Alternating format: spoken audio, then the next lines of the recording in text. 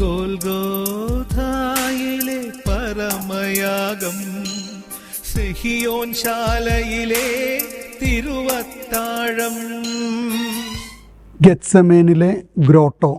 4-ാം നൂറ്റാണ്ടിലെ തീർത്ഥാടകയായ എജേരിയയുടെ വിവരണത്തിൽ ബസലിക്ക മാത്രമല്ല ഈ ഗ്രോട്ടോയും അന്നുണ്ടായിരുന്നു. കർത്താവും ശിഷ്യന്മാരും സ്ഥിരമായിട്ട് പ്രാർത്ഥിക്കാൻ വന്നിരുന്ന സ്ഥലം. കെദ്രോൺ തോട് കടന്ന് ഒലിവ് മലയിലേക്ക് വരുമ്പോൾ അവർ പലപ്പോഴും താമസിച്ചിരുന്ന സ്ഥലം. യൂദാസിന് ഈ സ്ഥലം അറിയാമായിരുന്നു. അവർ പതിവനുസരിച്ച് പോയിരുന്ന സ്ഥലമാണ്.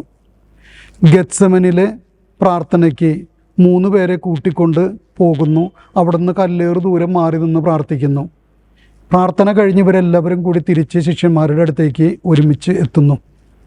ഈ എത്തിയതിന് ശേഷമാണ് യൂദാസ് വന്ന് ചുംബനം കൊണ്ട് ക്രിസ്തുവിനെ ഒറ്റിക്കൊടുക്കുന്നത്.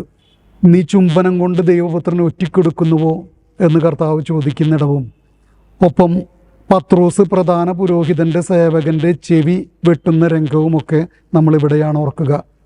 അതുകൊണ്ട് തന്നെ ഇതിനെ യൂദാസിൻ്റെ ചുംബനത്തിൻ്റെ സ്ഥലമെന്നും കർത്താവിനെ അറസ്റ്റ് ചെയ്യുന്ന സ്ഥലമെന്നുമൊക്കെയാണ് കുരിശുദ്ധ കാലഘട്ടത്തിൽ വിളിച്ചിരുന്നത്. 1956 ഉണ്ടായ വെള്ളപ്പൊക്കത്തിൽ പഴയ പള്ളിയുടെ അവശിഷ്ടങ്ങളൊക്കെ നശിപ്പിക്കപ്പെട്ടു.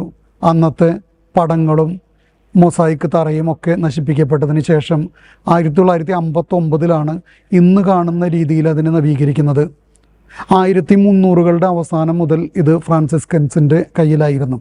ത്രിയസ്തയിൽ നിന്നുള്ള ഉംബർത്തോ നൊണ്ണിയാണ് ഇതിൻ്റെ നവീകരണ പ്രവർത്തനങ്ങൾ നടത്തുക. അൾത്താരയ്ക്ക് മുകളിൽ കർത്താവും ശിഷ്യന്മാരും കൂടി ഒരുമിച്ച് പ്രാർത്ഥിക്കുന്ന രംഗമാണ് ചിത്രീകരിച്ചിരിക്കുന്നത്. 17 മീറ്റർ നീളവും 9 മീറ്റർ വീതിയും 3.5 മീറ്റർ ഉയരവുമുള്ള ഒരു കൊച്ചു ഗുഹ.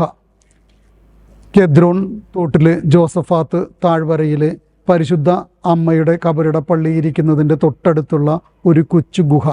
ആദിമ നൂറ്റാണ്ട് മുതൽ ഇന്ന് വരെ കർത്താവിനെ ചതിച്ച, ചുംബനം കൊണ്ട് ഒറ്റിക്കൊടുത്ത, കർത്താവിനെ പടയാളികൾ പിടികൂടുന്ന രംഗമായിട്ടാണ് ചിത്രീകരിച്ചിരുന്നത്. ഈ നോമ്പുകാലത്ത് നാം നമ്മോട് തന്നെ ചോദിക്കേണ്ട ചോദ്യം അതാണ്: ഞാൻ എന്നും ക്രിസ്തുവിനോടൊപ്പമാണോ? അതോ എൻ്റെ ആവശ്യങ്ങൾക്ക് വേണ്ടി അവനെ തള്ളിപ്പറയുന്നവനും ഒറ്റിക്കൊടുക്കുന്നവനുമായി ഞാൻ വല്ലപ്പോഴൊക്കെ മാറാറുണ്ടോ? ഈശോ മിശിഹായ്ക്ക് സ്തുതിയായിരിക്കട്ടെ. ഗോൽഗോഥായിലെ പരമയാഗം, സിഹിയോൻ ശാലയിലെ തിരുവത്താഴം.